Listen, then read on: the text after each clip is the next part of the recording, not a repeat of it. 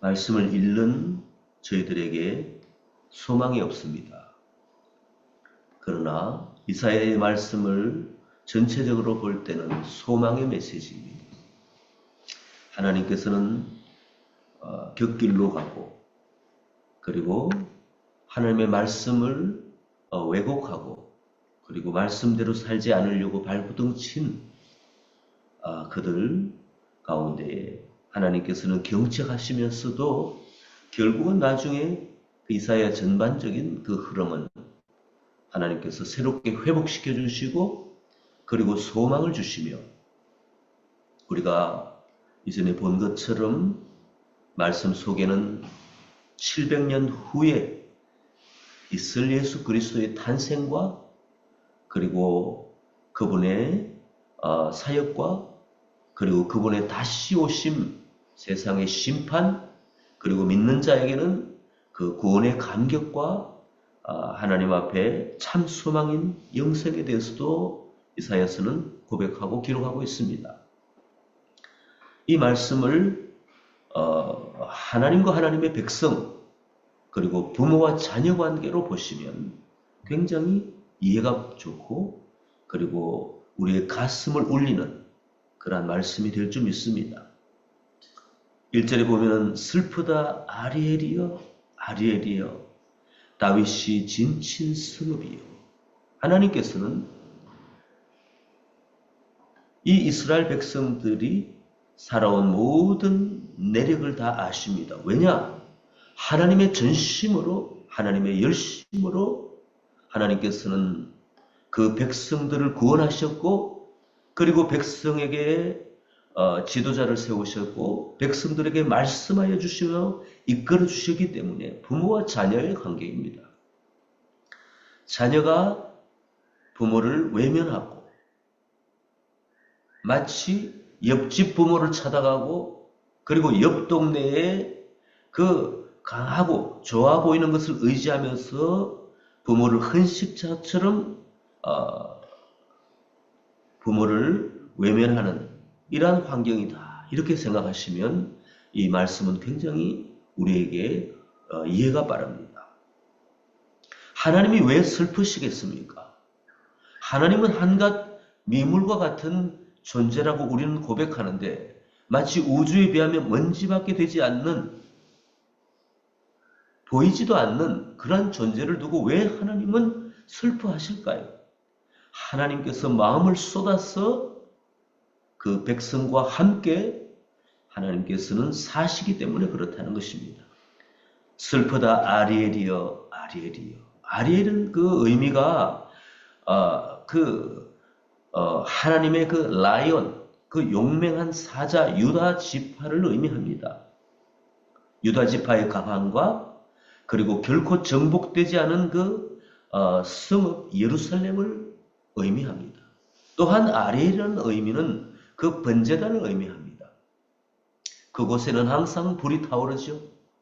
불타는 번제단을 의미합니다. 굉장히 좋은 의미입니다. 강하고, 그리고 정복되지 않고 항상 주님께서 보호하시는 그 예루살렘 성, 그 가운데 가장 핵심 중심의 성전이 있고, 그리고 그 가운데 번제단이 있습니다. 번제단은 그 예수 그리스도의 십자가를 예표합니다.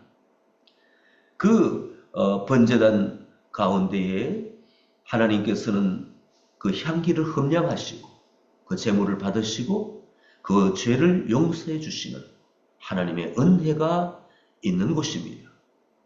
그런데 그 하나님께서 만드신 예루살렘, 즉 예루살렘에 거하는 모든 하나님의 백성들을 보고 아리엘이라고 말합니다.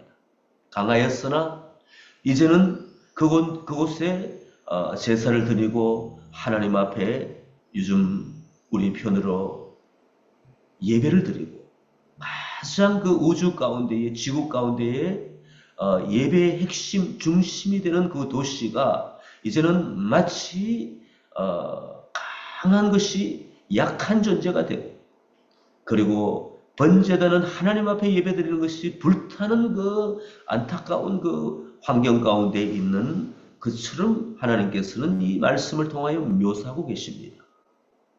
과거의 다윗이 진친성읍이다.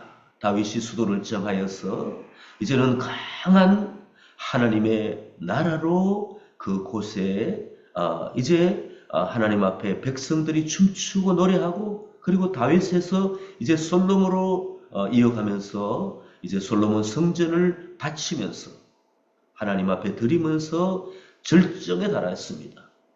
그래서 해마다 절기가 돌아옵니다. 그 절기마다 하나님 앞에 자신을 돌아보며 예물을 가져오며, 그리고 그 가운데에 춤추고 노래하며 그 구원을 감사하고, 구원에 감사하고 기뻐하며 하나님을 모시고 살던 그 어떤 세상에도 있을 수 없는 천국의 축제가 일어난 곳입니다. 그런데 하나님께서는 슬프다고 말씀하시면서 내가 아리엘을 괴롭게 하리라고 말씀하여 주십니다. 왜 하나님이 부르셨고, 왜 하나님이 구원하여 주셨고, 왜 하나님이 그토록 사랑하시고 관계하시던 백성들을 괴롭게 하십니까? 왜 그들을 보고 슬프다고 말씀하시면서 그렇게 말씀하여 주십니까? 그 이유가 마지막 단락 13절에 나옵니다. 그 내용은 또 우리가 보겠습니다.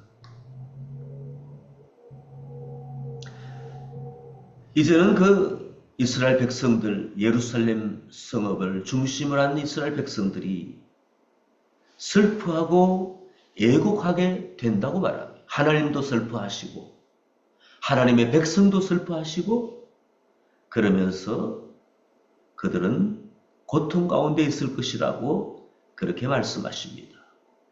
내가 낮아져서 땅에서 말하며 내 말소리가 나직이 티끌에서 날 것이라.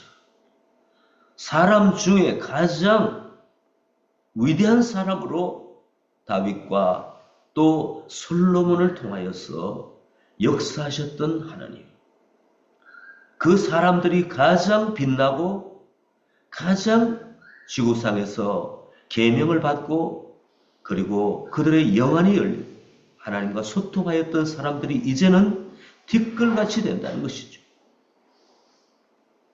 그리고 그들이 그 목소리가 신접한 자의 목소리같이 땅에서 나며 내 말소리가 티끌에서 짖거리리라. 이것은 하나님 앞에 예배도 되지 않고 대화도 되지 않고 기도도 되지 않는다는 것입니다. 제사장이 하나님 앞에 나아가서 뭘 말씀하실 수도 없고 말씀할 수도 없고, 완전히 나락에 떨어지고 땅에 마치 티끌처럼 같은 존재로 하나님께서는 그들을 대우하셨다는 것입니다. 즉 하나님은 그들을 외면하셨습니다. 하나님은 그들을 천하게 여기셨습니다. 그들을 사랑하고 그들을 우대하였는데 이제는 하나님께서 그들을 천대하고 계시는 것입니다. 하나님이 한번 사람을 외면하시면 그 곤고함은 말할 수가 없습니다.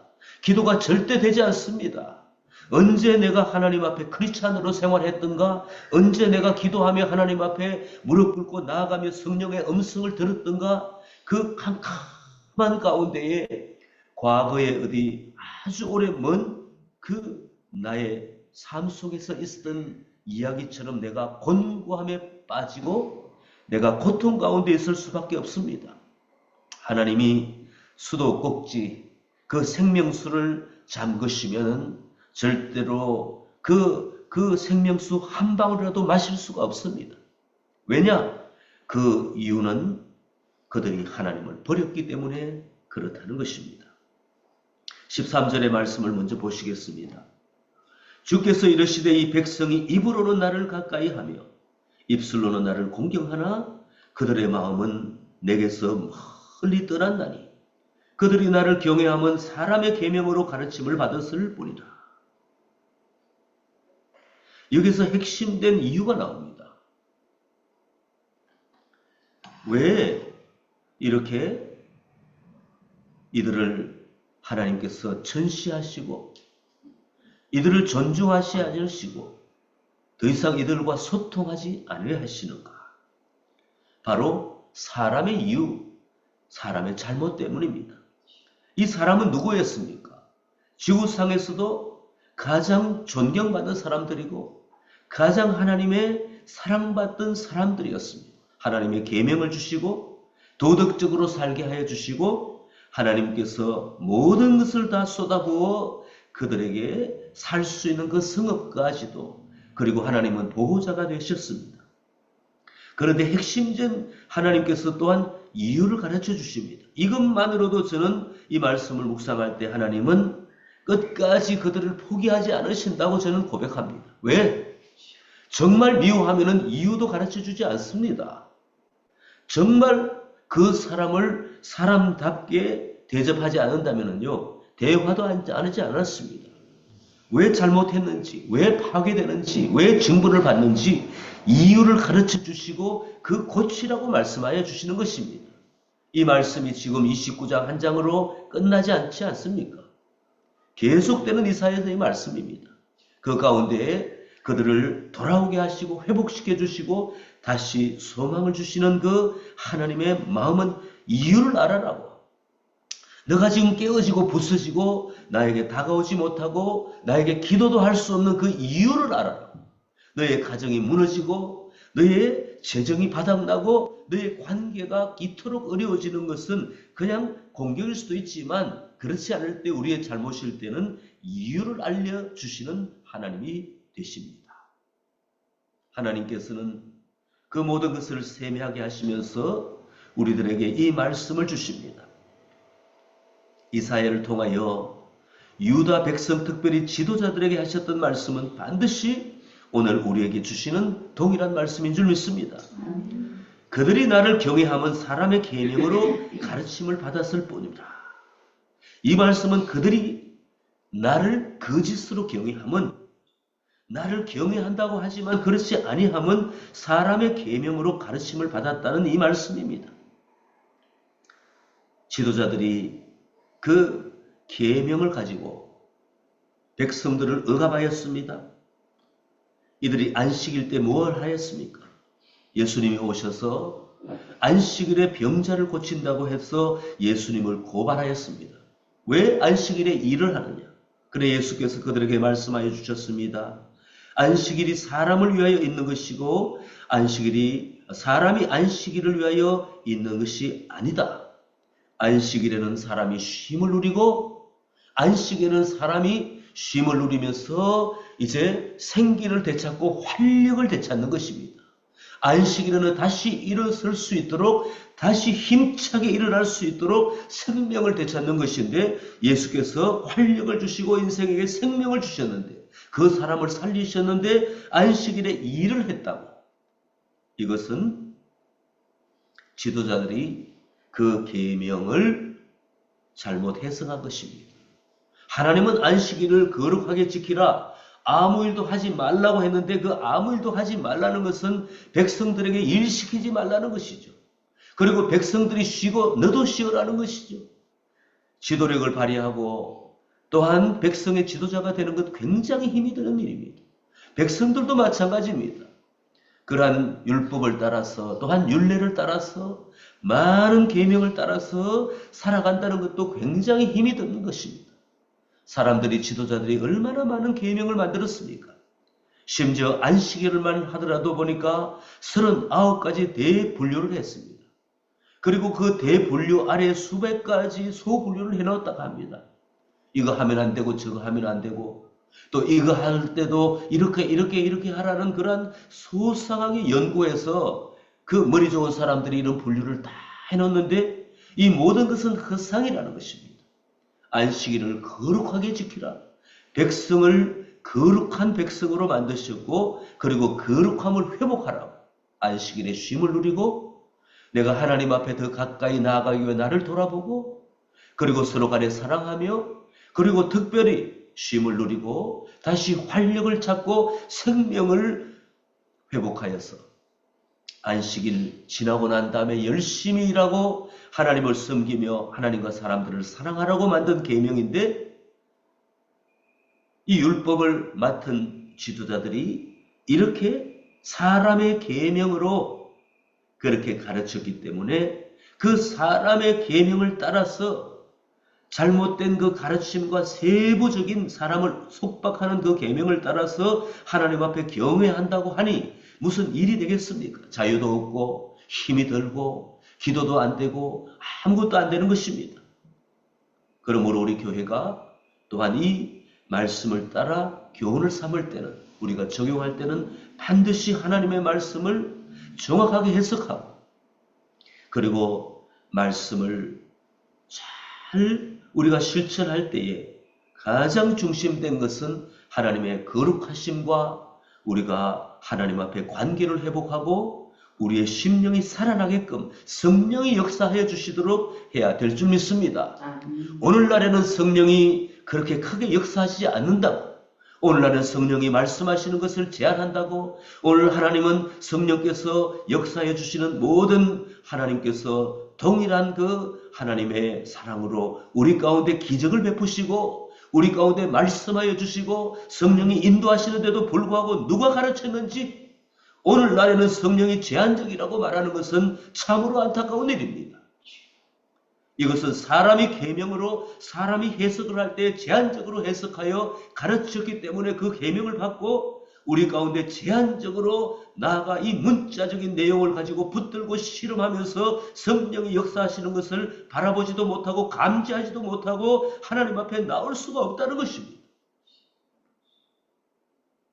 성령은 충만하라고 사도행전에 그렇게 보여주시며 그 사도를 통하여 성령의 역사하여 주시고 오늘까지 우리의 신자의 심령에 성령이 살아계시는데도 불구하고 우리의 이성이 너무나 발달하여 성령을 누르고 있습니다. 그러므로 계속적으로 신앙 안에, 교회 안에, 가정 안에 룰을 만듭니다. 어떤 종파는 말씀은 배우지 않고 그 우리로 말하면 그 principle하고 regulation이라고 영어권에 말하지 않습니까? 그 법을 계속 가르친다는 것입니다. 사람들이 어떤 모일 때에 어떤 강의를 할 때에 말씀은 잠깐, 그리고 교회 생활에 대해서 세부적으로 법을 가르친다는 것입니다. 이것을 하기 위하여서 1박 2일, 2박 3일 들어가서 수련회를 한다는 것입니다. 그럴 수 있다는 생각은 듭니다. 왜냐? 통제하고 그리고 문제없이 이 모든 것들을 운영하기 위하여서는, 잡음 없이 가기 위해서는 굉장한 룰이 필요합니다. 이스라엘 백성들의 지도자가 범한 것은 바로 그 죄악입니다. 그런데 여기서 또한 그들이 나를 경외함은 사람의 계명으로 가르침을 받았다. 그런데 이 계명을 가르쳤기 때문에 그렇지 않나? 저는 이렇게 묵상이 됩니다. 하나님이 주신 계명을 내 것으로 만들어가지고 내 것으로 다시 재해석해서 내가 나의 계명으로 사람들에게 가르친다는 것입니다. 자, 지도자의 말을 들어야 돼. 내가 이 말씀을 맡았어.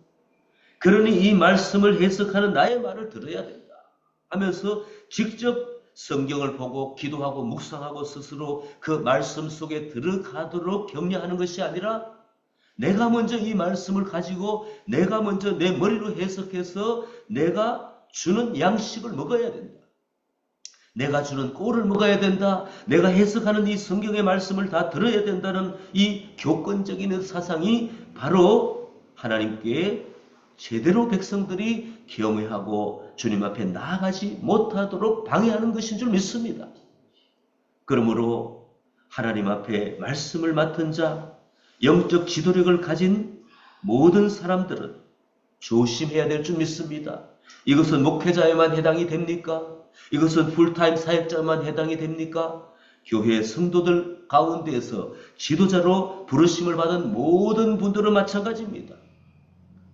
구역 예배를 하고 또한 또 셀그룹을 할 때에 주로 싸우는 이유는 무엇입니까? 멤버들이 지도자를 바라보고 또한 대적하는 것입니다. 그런데 또한 지도자는 또 어떻습니까? 내 말을 듣지 않느냐는 것이죠. 왜 내가 하는 이 말을 듣지 않고 계속적으로 다른 얘기를 자꾸 하느냐는 거죠.